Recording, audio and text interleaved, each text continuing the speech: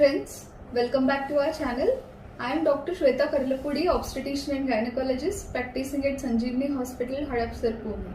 So, in order to discuss all the issues regarding breastfeeding and lactation, we have with us Dr. Ghazal, lactation consultant at Sanjeevani Hospital. And one more thing, her bar breast feed करते समय breast को clean करना जरूरत होता है क्या? नहीं, ऐसा कुछ नहीं है। कुछ मदर्स का डाउट होता है कि मुझे एक्सेसिव स्वेटिंग आता है या मुझे ब्रेस्ट पे हेयर है या फिर मुझे ऐसे लगता है कि वहाँ पे बहुत ड्राई स्किन होती है, उस वजह से मुझे क्लीन करना है।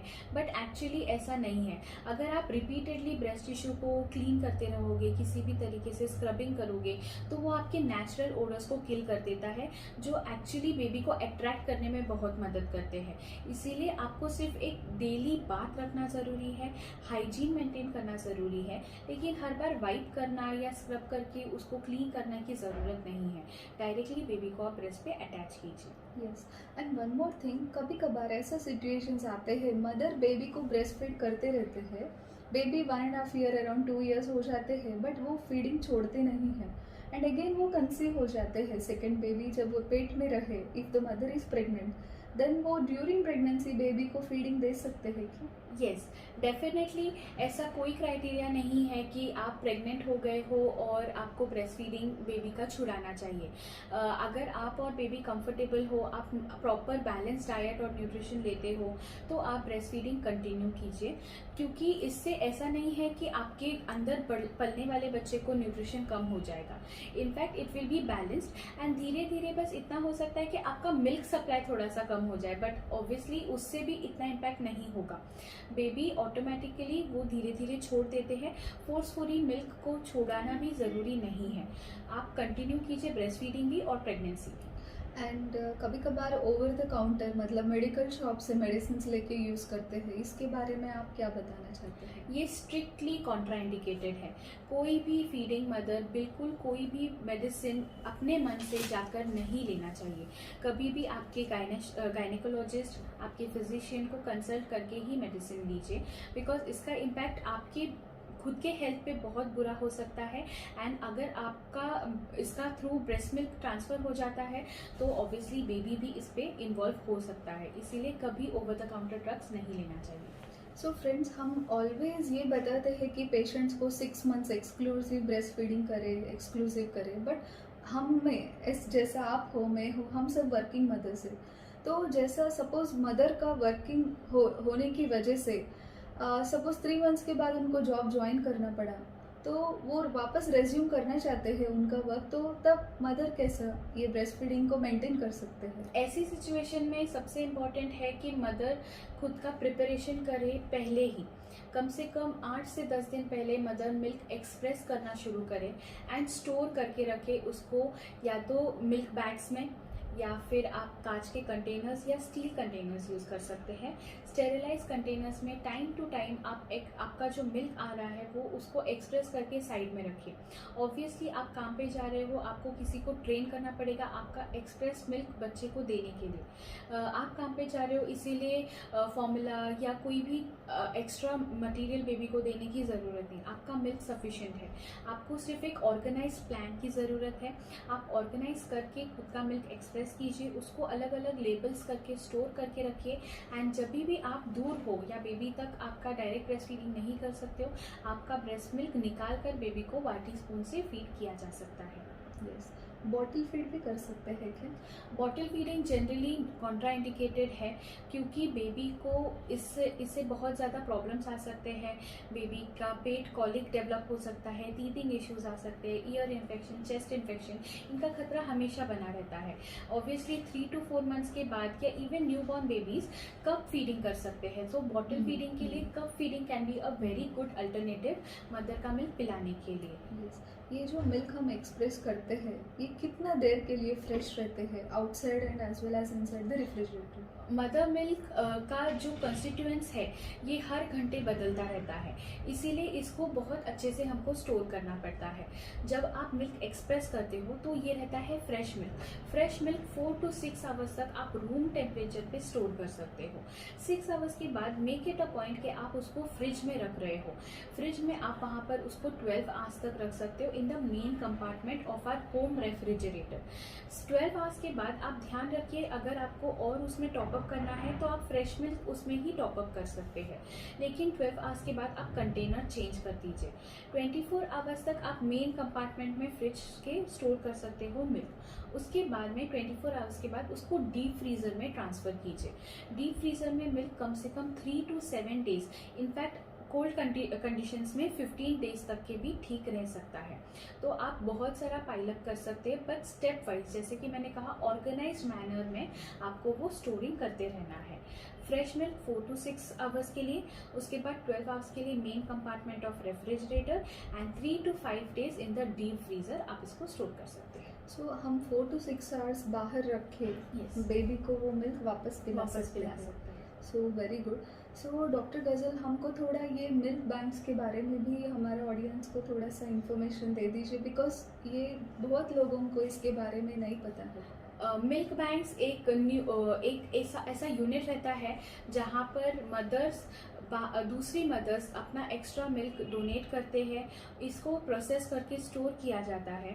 और जैसे कि हमने वीडियो के पहले डिस्कस किया था, प्री टर्म डिलीवरी, जिस बेबी का प्रॉपर वेट नहीं आया है या जिस बेबी को NICU केयर की ज़रूरत पड़ी है, ऐसे बेबीज़ को हम ये मिल्क, प्रेशराइज मिल्क देते हैं, क्योंकि इस कभी कभी स्ट्रेस के कारण जो बेबी NICU में है उसकी मदर को मिल्क नहीं आता है, लेकिन मदर मिल्क में हीलिंग प्रॉपर्टीज़ है।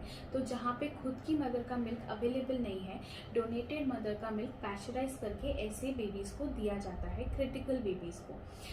मिल्क बैंक एक बहुत इम्पॉर्टेंट रोल प्ले कर रहे हैं हीलिंग में, बेबी का NICU केयर जल्दी डेवलप होने में, एंड उसको आगे चल के लाइफ में आगे की कोई डिफ़िकल्टी नहीं आने में मिल्क बैंक से जो मिल्क रिसीव होता है वो बेबी के लिए बहुत ही बेनिफिशियल प्रूव होता है। सो आई थिंक हमने ऑलमोस्ट ऑल द क्वेश्चंस या issues regarding breast feeding lactation cover किया है।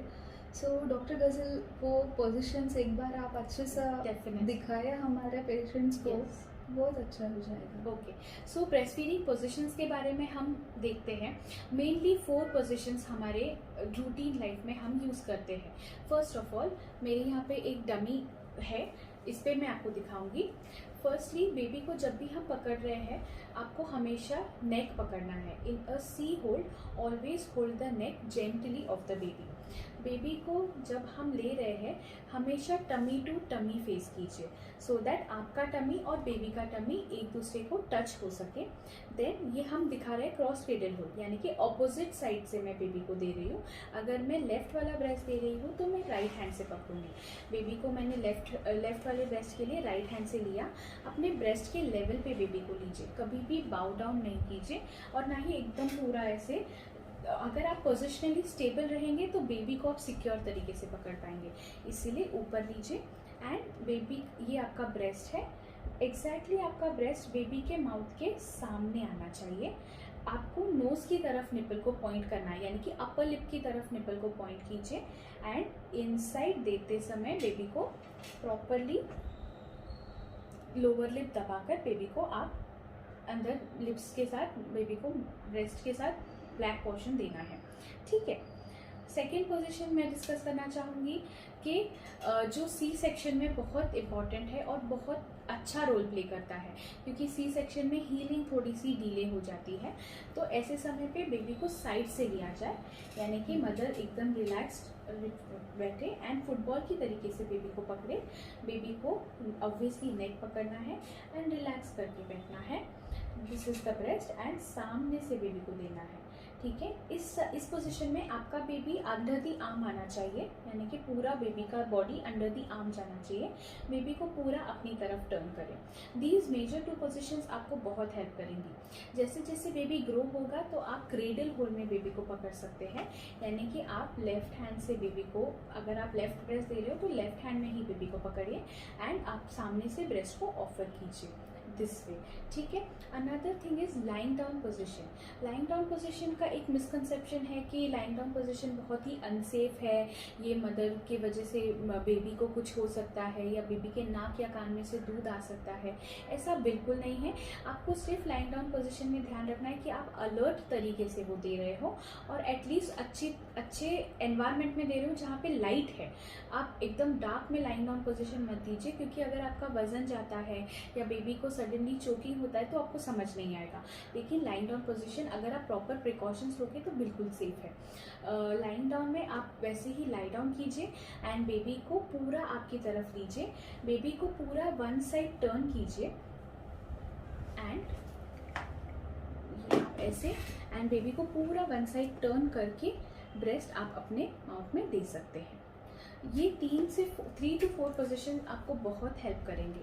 सो अभी डॉक्टर गजल, सपोज ये ही हमने ऑलरेडी डिस्कस किया ना, वर्किंग लेडीज एक्सप्रेस करके मिल्क रख सकते हैं, स्टोर करके बेबी को पिला सकते हैं, ये कैसे करें? एक बार डेमोन्स्ट्रेशन करके देखा तो अच्छा रहेगा। डेफिनेटली जब मिल्क एक्सप्रेशन की बात आती है तो सबसे पहले हमको ज़रूरी है एक ब्रेस्ट पम्प। अगर आप बहुत ज़्यादा मिल्क एक्सप्रेस करना चाहते हो तो एक ब्रेस्ट पम्प रहना ज़रूरी है।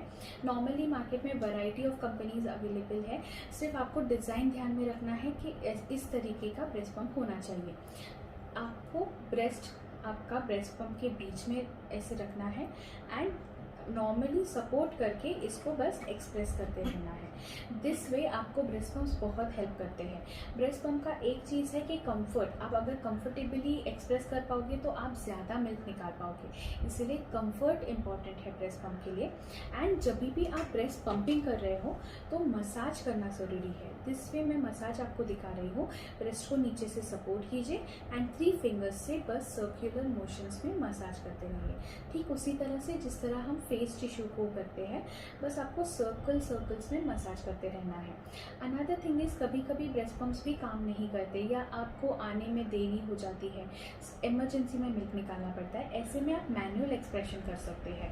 तो मैनुअल एक्सप्रेशन के लिए सी शेप में आप ब्रेस्ट को पकड़िए, इनसाइड टर्न कीजिए एंड आउटसाइड, इनसाइड करके आउटसाइड, जस्ट नॉर्मली ब्रेस्ट को प्रेस करते रहना है इन एंड आउट पोजीशन। इस तरीके से अच्छे से मिल्क भी निकलेगा और आपको पेन भी नहीं होगा।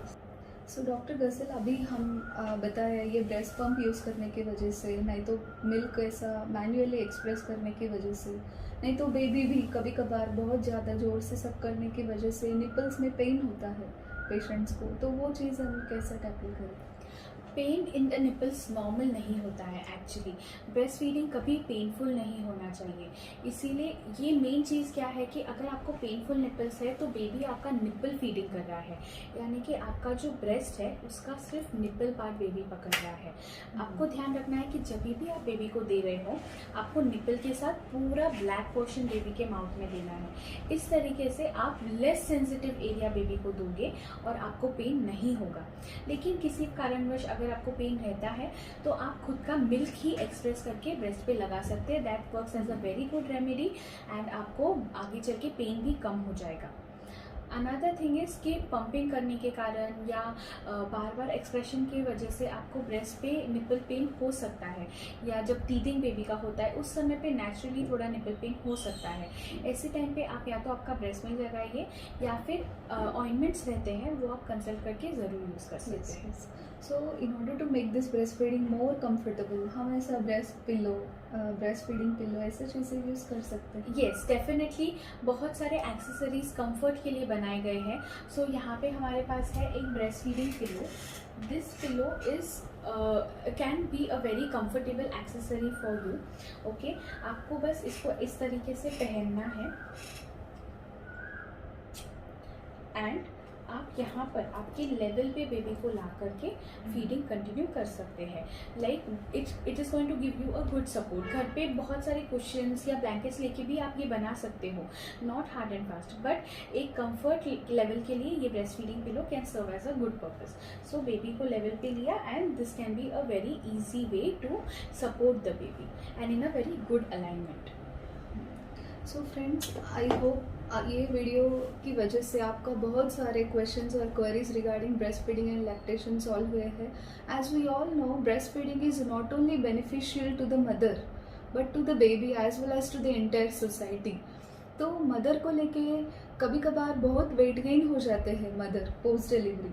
ये ब्रेस्ट फीडिंग मदर का वेट कंट्रोल रखने में and again back to pre pregnant weight achieve करने में मदद करेगा. एंड कोई कोई बच्चा प्रीटर्म होते हैं, कोई कोई बच्चा हेल्दी होते हैं, ये बेबीज़ को ओबीज नहीं होने देते हैं ब्रेस्ट फीडिंग करने की वजह से. एंड बिकॉज आप ब्रेस्ट फीडिंग कर रहे, it is easily available and everywhere. इसको आप खरीदने का ज़रूरत नहीं है एंड इसको प्रोसेस भी करने का ज़रूरत नहीं है. ये जो सपोज आप फार्मूला फीड यूज़ करते हैं, बॉटल फीड करते हैं, इसकी वजह से बहुत सारे इन्फेक्शंस हो सकते हैं बेबी में. But breast feeding is the best feeding, ऐसा आज हमको डॉक्टर गज़ल ने प्रूव किया है. सो doctor ghazal, thank you so much. Thank you. Always breastfeeding is the best and it is very easy. Nothing to pack, nothing to make. Only take your baby, grab a diaper and get going. Thank you so much. So audience, I hope. So friends, Dr. Ghazal is always available at the call, or she will directly come in the OPD to deal with our patients for any problem faced by a lactating mother. वैसा वो visits भी करते हैं daily mothers के पास post delivery. And I hope this video is very useful to you. And आपको पसंद आए हमारे वीडियो, आप प्लीज़ लाइक शेयर एंड हमारे वीडियोस को सब्सक्राइब कीजिए just to encourage us. And but don't forget to press the bell icon. And जो भी क्वेरीज हो, सपोज कोई सजेशंस हो, आप प्लीज़ मेंशन कीजिए कमेंट बॉक्स में. We are very happy to answer you all. And thank you so much.